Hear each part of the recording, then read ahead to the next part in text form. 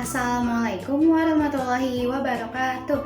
Nama saya Imas Asika Ramadhani dari kelas 12-2 akan menjelaskan mengenai teks eksplanasi.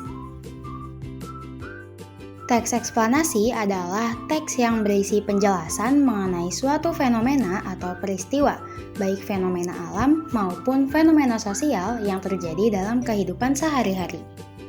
Ciri-ciri teks eksplanasi yang pertama adalah faktual, yaitu memuat informasi yang nyata dan benar adanya.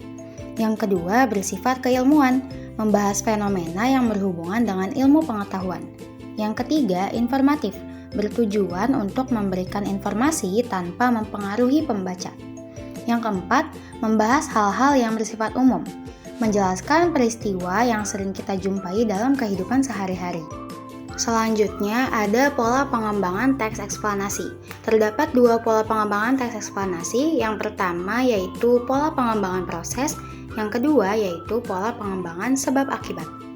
Pola pengembangan proses disusun berdasarkan kronologi atau sesuai urutan waktu saat peristiwa terjadi. Contoh di sini menjelaskan mengenai proses terjadinya pelangi. Pada contoh di sini ditandai dengan adanya kata kemudian. Selanjutnya, pola pengembangan sebab akibat. Memposisikan sebab sebagai gagasan utama dan akibat sebagai rincian pengembangan atau sebaliknya. Contoh di sini menjelaskan mengenai penyebab banjir dan akibatnya. Penyebabnya adalah curah hujan tinggi, saluran drainase tersumbat, dan kurangnya ruang terbuka hijau. Akibatnya, air meluap ke jalan dan pemukiman, sehingga aktivitas warga terganggu, kendaraan sulit melintas, dan terjadi kerusakan lingkungan. Tujuan teks eksplanasi tentunya untuk menjelaskan proses terjadinya suatu peristiwa secara logis dan sistematis, sehingga dapat dipahami oleh pembaca. Pemahaman yang disampaikan berupa informasi faktual yang menjawab pertanyaan mengapa dan bagaimana. Selanjutnya adalah kaidah kebahasaan teks eksplanasi. Yang pertama, konjungsi atau kata sambung. Terbagi dua, ada konjungsi kausalitas dan konjungsi kronologis. Konjungsi kausalitas adalah kata sambung penghubung dua klausa atau lebih untuk menjelaskan sebab akibat. Contoh katanya yaitu karena, akibat, oleh sebab itu, dan oleh karena itu. Lalu yang kedua ada konjungsi kronologis, kata sambung penghubung dua klausa atau lebih untuk menjelaskan urutan waktu kejadian. Contoh katanya seperti kemudian, lalu, setelah itu, pada akhirnya, dan sebelumnya. Yang kedua, pronomina penunjuk, yaitu kata untuk menggantikan penyebutan benda. Contohnya, ini, itu, dan tersebut. Yang ketiga, kata pasif, diawali dengan imbuhan di atau ter, yang menunjukkan bahwa subjeknya dikenai tindakan atau berada dalam suatu keadaan.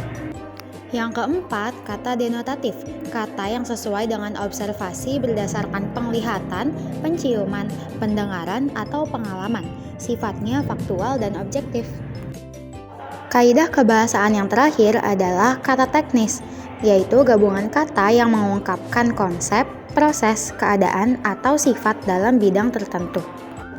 Untuk membuat teks eksplanasi, langkah pertama adalah menentukan topik atau fenomena.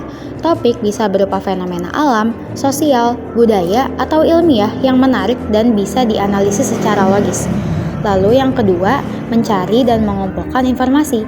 Kumpulkan informasi akurat dan relevan dari berbagai sumber terpercaya, seperti buku, artikel ilmiah, atau situs edukasi.